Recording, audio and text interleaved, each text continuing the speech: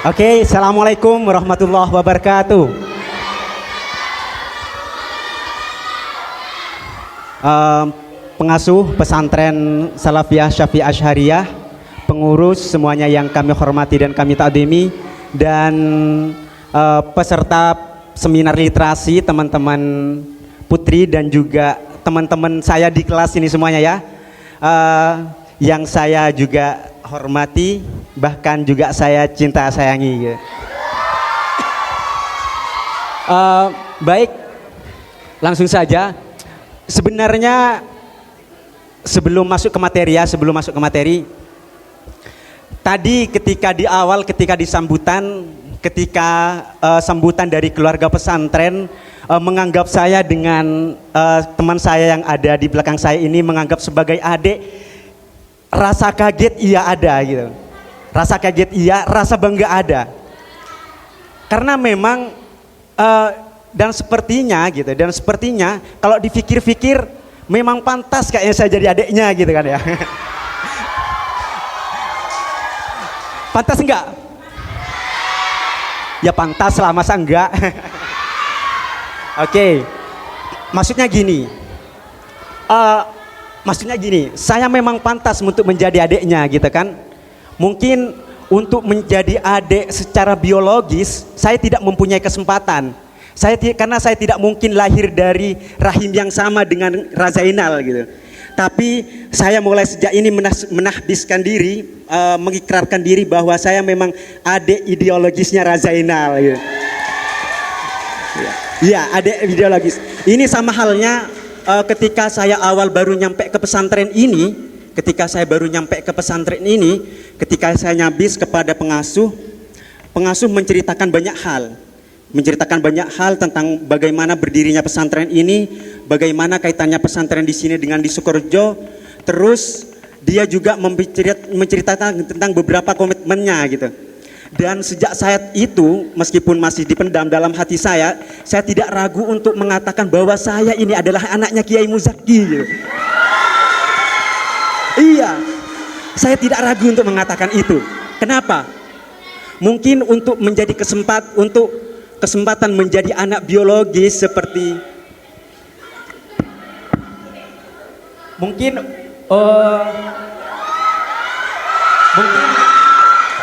kesempatan untuk menjadi anak biologisnya gitu, menjadi dari lahir rahim yang sama, itu nggak mungkin saya kan, nggak mungkin sama dengan lora-lora di sini, nggak mungkin, nggak punya kesempatan gitu. Tapi sejak saat itu, sejak perbincangan awal, sejak bunda-bun yang pertama gitu, saya mengikrarkan diri bahwa saya adalah anak ideologisnya gitu. Karena sejak itu ideologi tentang Kiai Muzaki, tentang pesantren ini sudah terinternalisasi dalam pikiran saya gitu. Oke, langsung jangan lama-lama di sini ya. Soalnya ini bukan materi tentang kepesantrenan, tapi tentang kepenulisan gitu. Lanjut saja, menulis semudah update status. Mudah kan ya update status? Apalagi bagi cewek-cewek kan? Mudah kan? Iya. Sebenarnya menulis juga semudah itu loh. Coba kalian bayangkan, andai status-status yang kalian tulis setiap hari itu dikumpulkan, nyampe 1 tahun aja itu udah bisa jadi buku loh. Dan kalian bisa diklaim sebagai penulis. Saya loh ini Aisyah penulis gitu. Iya kan? Saya loh ini siapa? Putri penulis gitu. Karena padahal yang dikumpulkan adalah hasil-hasil dari kumpulan status gitu. Jadi sebenarnya gitu, kalau kalian update status nanti pulangan Ramadan gitu, itu jangan pas habis di posting gitu kemudian terhapus, tidak terabadikan, jangan. Tapi abadikanlah dulu. Oke, sebelum masuk ke materi, kalian tahu Imam Syafi'i tidak? Kalian tahu Imam Hanafi tidak? Oke, kalian tahu imam madhab yang 4 tidak?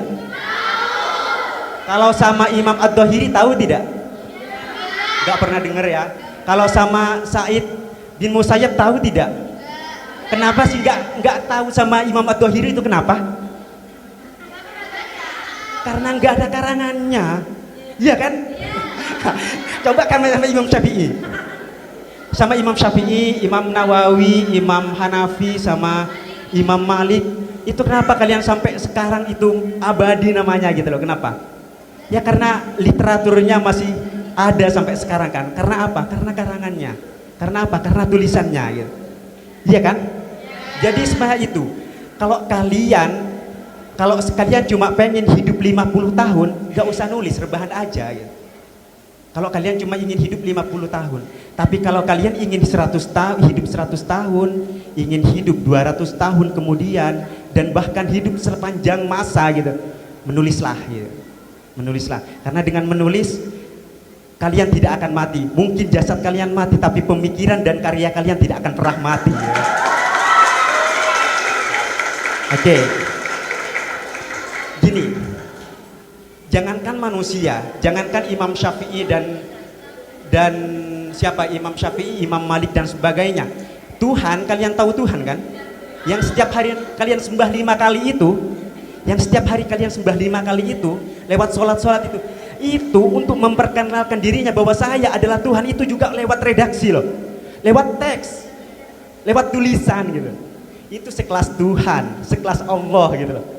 Untuk memperkenalkan dirinya, saya adalah Tuhan gitu. Itu lewat kitab-kitab, lewat apa? Lewat tulisan. Apalagi kita coba. Iya kan? Apa kita tidak pernah berpikir terinspirasi kepada Tuhan gitu? Coba gitu lah.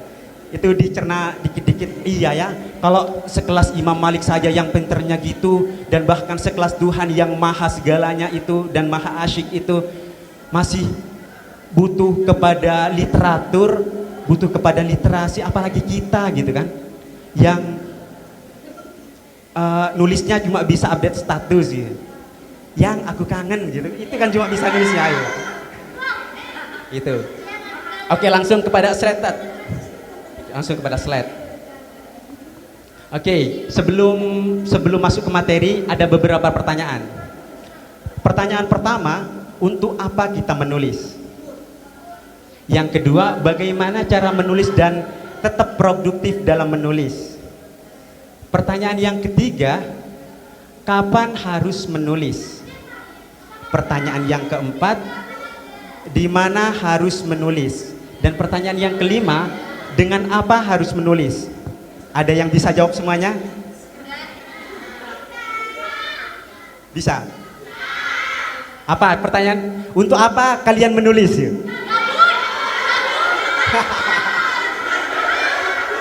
Oke, bagus. Untuk apa kalian menulis? Karena kalian gak? Oke. Untuk apa kalian menulis? Karena kalian gabut. Oke, sip. Itu alasan yang betul, nggak bisa disalahkan itu juga. Itu alasan yang betul. Sebenarnya gini, selain alasan gabut dan juga apalagi kaum perempuan kan, kaum rebahan gitu. Kaum rebahan sebenarnya untuk menulis ini sebenarnya idenya itu banyak. Apalagi teman-teman santri kan yang tiap malam katanya ketika saya ditanya di kelas, kalau tiap hari kerjanya apa? Yang paling banyak belajar apa gimana? Enggak, gibah gitu. Itu coba bahan gibahan kalian gitu loh, bahan gibahan kalian itu ketik. Itu jadi tulisan loh. Iya kan? Misalkan gibahin temennya yang gimana misalkan gitu. Coba itu diketik, itu jadikan tulisan loh. Itu kan banyak inspirasi dari kalian gitu. Oke, untuk apa kita menulis? Untuk apa? Itu berarti bertanya untuk apa gitu. Berarti jadi yang perlu pertama dipahami gini. Kita ini sekarang hidup di zaman Internet of Things. Apa? Ya apa? Gampangnya gini lah, kita sekarang hidup di eranya internet gitu lah. Kita yang setiap hari kita pasti bersentuhan dengan internet gitu. Setiap hari kita pasti bersentuhan dengan internet. Ya kecuali kalian kan santri, karena nggak boleh pegang HP gitu kan. Nanti ketika pulang kan pasti tiap hari itu pasti kan buka internet gitu loh. Internet, coba kalian pikir. Internet, Kalau bukan kalian yang ngisi sebagai santri yang telah belajar ilmu agama, siapa yang mau ngisi? Iya kan? Jangan kemudian salahkan adik-adik kalian ketika suatu hari nanti 5 tahun ke depan, 10 tahun ke depan mereka akan mengikuti aliran-aliran yang itu menyalahi kepada ajaran-ajaran guru-guru kalian gitu. Jangan salahkan siapa, salahkan diri kalian sendiri. Karena kalian sebagai santri yang telah bertahun-tahun di pesantren nggak pernah nulis untuk dipublikasikan di internet. Karena adik-adik kalian pada saatnya nanti itu akan lebih gemar apa? Belajar di internet gitu, belajar baca di internet. Apa sih hukumnya? Boleh nggak wanita haid masuk apa? Boleh masuk masjid? Nggak kira nanya ke ustadznya, pasti langsung cari di Google ya. Ngapain nanya ke ustadz gitu? Pasti gitu nanti. Apalagi kalian sudah gitu, nanti adik-adik kalian itu nggak akan males nanya sama gurunya gitu, langsung nanya ke internet aja gitu. Guru kadang masih ketika ditanya, tunggu ya jawabannya besok gitu. Kadang masih gitu kan. Kenapa kalau nggak nanya ke internet aja gitu? Sekali klik langsung dapat. Apa sih hukumnya wanita haid pegang Al-Quran gitu? Nanti bagaimana seandainya adalah orang-orang yang aliran kiri atau aliran kanan yang dibaca tulisannya itu yang dibaca oleh adik-adik kalian. Jangan pernah salahkan siapa, salah kalian sendiri. Kenapa kalian yang bertahun-tahun di pesantren kok enggak pernah ngisi gitu, kok enggak pernah nulis lalu dipublikasikan di internet gitu. Jangan salahkan siapa gitu, salahkan kalian sendiri gitu. Jadi seperti ini, artinya jika kalian generasi setelah kalian, adik-adik kalian atau anak-anak kalian nanti itu pengen sama dengan kalian atau lebih baik lah dari kalian gitu, ya menulislah. Enggak, gimana Pak, gimana Tat gitu, atau gimana Mas, gimana Kak gitu. Kan menulis itu kan diseleksi kadang, kalau kita nulis di website kan diseleksi, jadi kadang ditolak, kadang enggak. Kalau nulis buku kan masih lama gitu kan prosesnya. Yang buku panas Pak. break bentar. Oke, gimana? Kan nulis itu butuh seleksi gitu kan, butuh proses. Ngapain butuh seleksi? Kalian punya ladang sendiri kok. Tulislah di Facebook kalian gitu. Nanti akan dibaca sama banyak orang, lalu di-share ke banyak grup ya. Nggak usah nunggu terbit di mana, yang penting nulis gitu aja. Gitu. Pertanyaan selanjutnya, bagaimana cara menulis dan tetap produktif? Nanti cara menulis akan dijawab di slide selanjutnya. Sekarang bagaimana tetap produktif? Oke, saya bisa nulis loh, 1 hari 10 hari 100 kata bisa nulis ya. 1 hari 1 paragraf lah ya. 1 hari 1 postingan di WA itu bisa ya. Dengan caption-caption yang unik-unik gitu bisa. Tapi gimana saya tetap produktif? Caranya agar saya setiap hari secara konsis itu bisa, itu gimana? Kalian harus belajar kepada anak bayi. Iya kan? Untuk pemula, kalian harus belajar kepada apa, Pak? Oh, cepet. Oke. Kalian harus belajar kepada bayi dalam artian saya lupa, padahal saya mempersiapkan itu memang dengan time yang sangat lama gitu, karena saya memang suka dialog sambil dialog gitu. Oke, dipangkas saja. Kalian harus belajar kepada bayi, artinya kalian gimana bayi? Bayi belajar merangkak, terjatuh, bangun lagi. Belajar merangkak, terjatuh, bangun lagi. Habis merangkak bisa dikit, dia langsung dengan semangatnya dia belajar berdiri. Terjatuh, sakit terjatuh itu loh. Terjatuh itu sakit.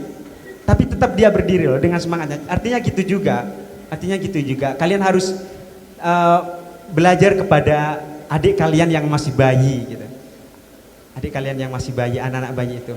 Oke, kapan harus menulis, di mana harus menulis, dengan apa harus menulis, kapan, sekarang. Jangan nunggu apapun, di mana, dimanapun. Jangan nunggu tempat khusus. Dan dengan apa harus menulis? Dengan apapun yang kalian punya. Kalian punya WA, tulis di WA. Kalian punya Facebook, tulis di Facebook. Di pesantren nggak punya WA, nggak punya Facebook, tulis di diary. Gitu kan? Tulis di diary. Gitu. Kapanpun, dimanapun, dan dengan apapun. Oke, next, Pak. Oke, selanjutnya tentang tahapan-tahapan menulis. Tahapan-tahapan menulis ada 3 yang perlu harus kalian cermati. Ada pra menulis, ada sebelum menulis, saat menulis, dan betul Pak. Dan setelah menulis. Oke, dipercepat ya. Sebelum menulis ada 4 hal yang perlu kalian ketahui, yang perlu kalian persiapkan. Pertama, menentukan topik. Kalian yang mau topik yang mau ditulis apa misalkan. Misalkan mau nulis tentang kemerdekaan Indonesia gitu. Misalkan tentukan tentang kemerdekaan Indonesia. Udah gitu aja. Terus buat outline-nya. Buat outline, buat kerangkanya. Kira-kira nanti awal-awal saya bicara apa ya di paragraf pertama gitu. Misalkan buat outline. Pertama, sejarah lahirnya bangsa Indonesia. Kedua, tentang detik-detik proklamasi kemerdekaan Indonesia. Ketiga misalkan saat proklamasi Republik Indonesia, misalkan gitu. Kalau itu menulis tentang sejarah Republik Indonesia, artinya buat kerangka lah dulu. Pertama apa yang mau ditulis, habis itu paragraf keduanya apa yang mau ditulis, paragraf ketiganya apa yang mau ditulis. Nanti apa gunanya buat outline? Nanti ketika menulis kalian biar nggak buntu di tengah jalan ketika nulis gitu. Kadang kita nulis kalian buntu di tengah jalan, habis ini saya mau nulis apa gitu ya.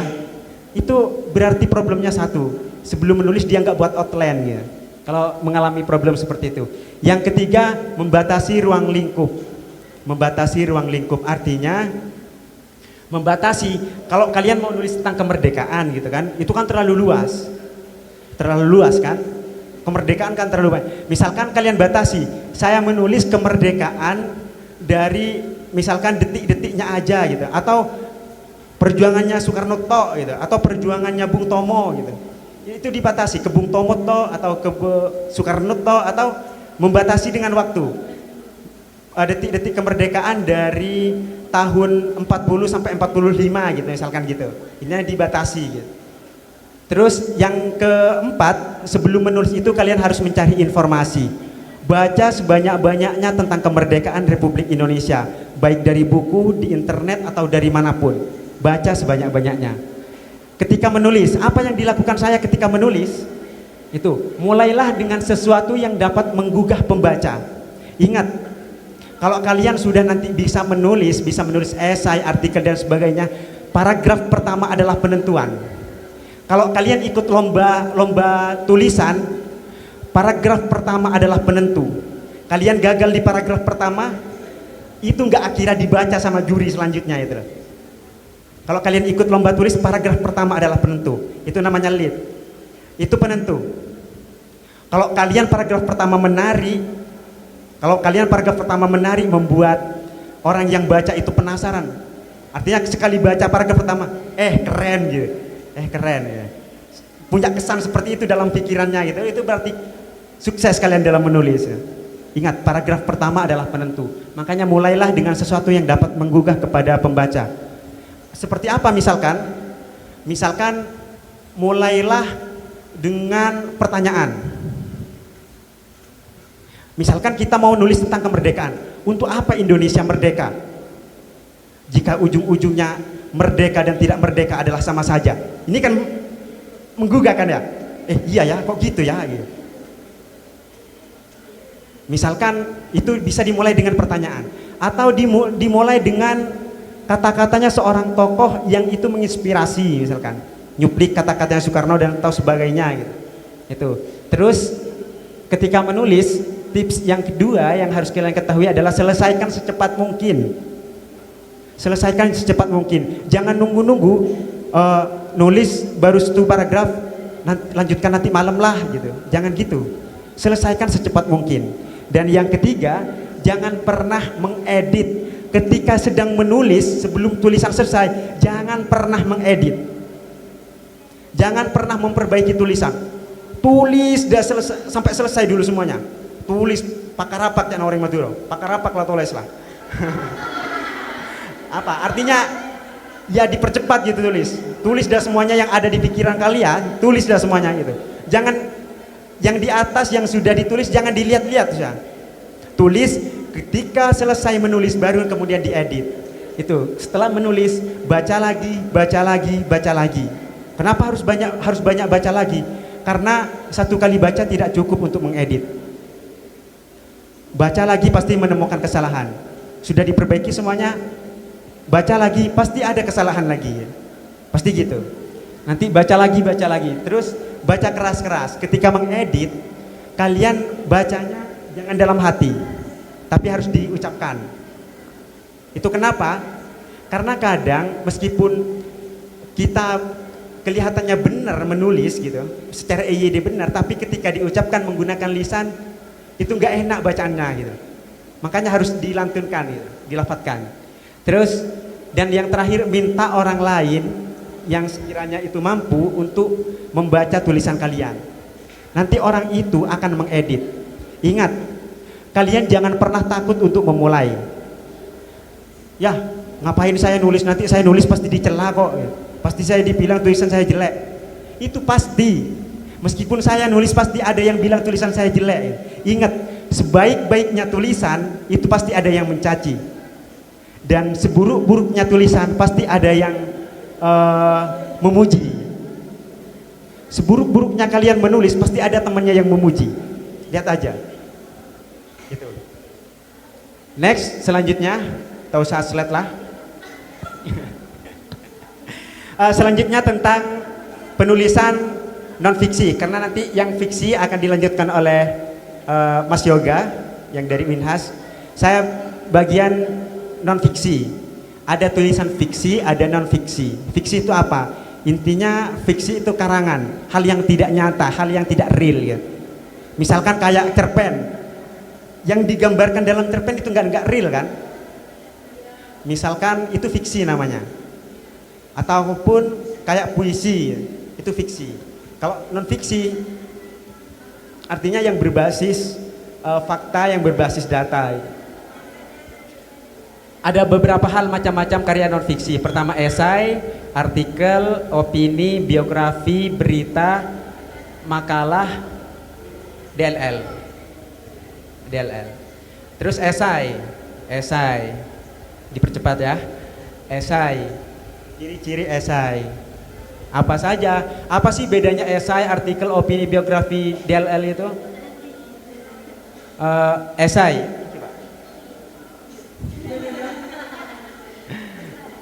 Esai. Ya Allah. Oke, esai. Karena nggak mau di next ya.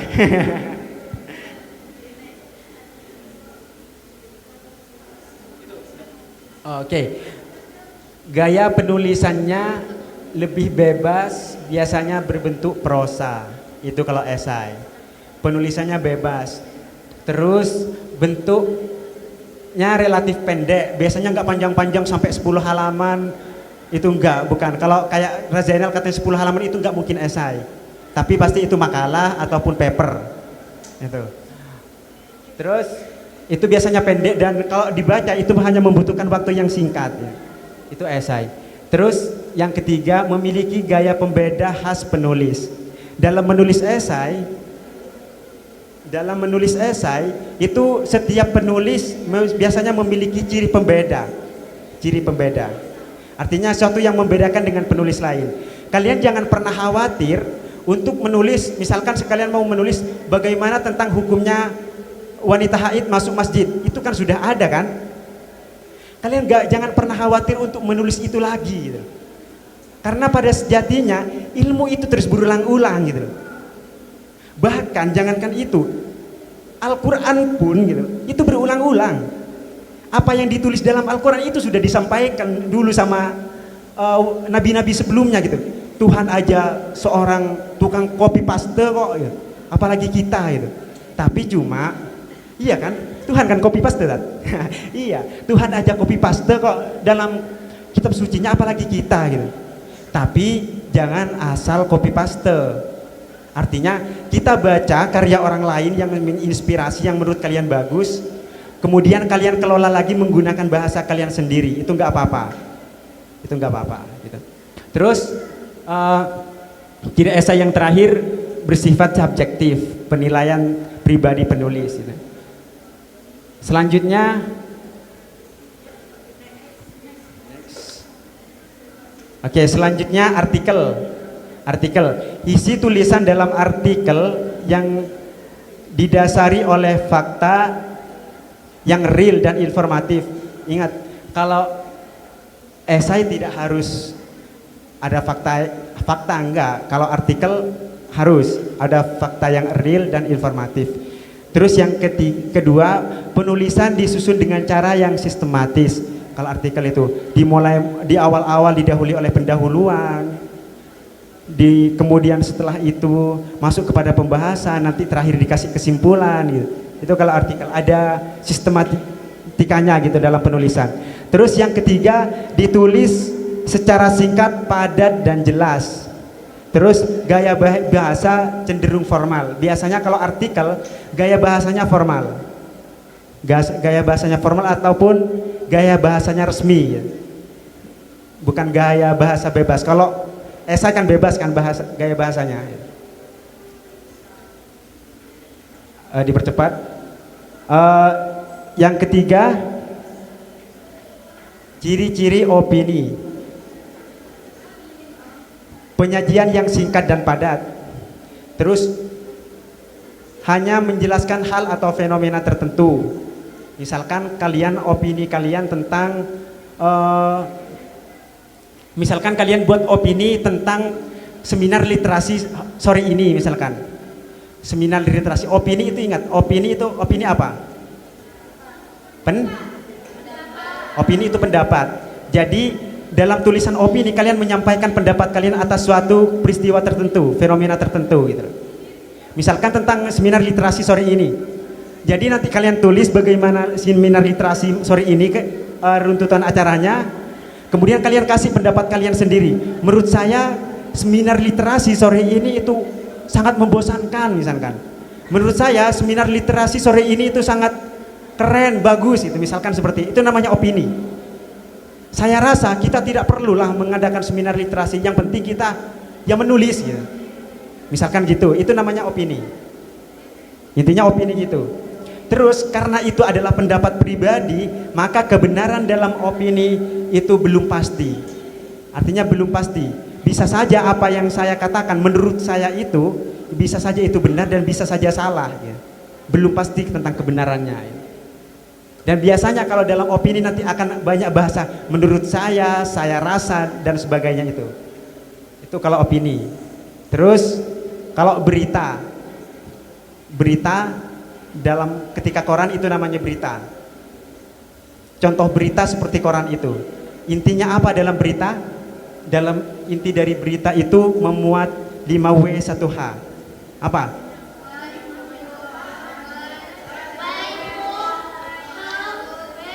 Lima W? Ya 5W1H. Intinya dalam berita itu memuat 5W1H gitu. Pada intinya itu menjawab 5W1H. Terus langsung dipercepat Pak.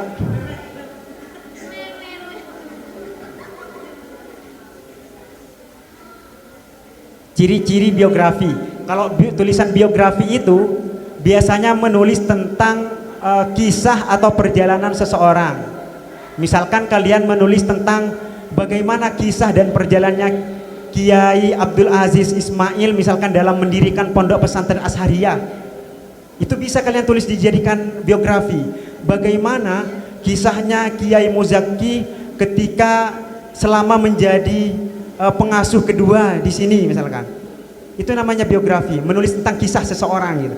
Atau kalian menulis tentang biografi tentang cowok kalian sendiri boleh juga gitu. Boleh juga ya. Itu biografi juga. Misalkan terus disajikan dalam bentuk narasi. Artinya disajikan dalam bentuk narasi itu diceritakan bentuk cerita gitu loh.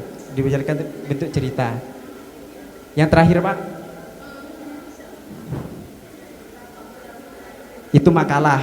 Dan yang terakhir itu makalah, seperti yang sudah disampaikan Tad Zainal tadi, biasanya makalah itu memang agak lumayan panjang gitu. Dan penulisan dalam makalah itu memiliki beberapa aturan, semisal harus ada pendahuluan, ada rumusan masalah tentang pertanyaan-pertanyaan itu, terus berisi tentang pembahasan dan terakhir kesimpulan, dan harus memiliki referensi gitu. Harus ada dari sumber terpercaya karena harus memiliki referensi memang.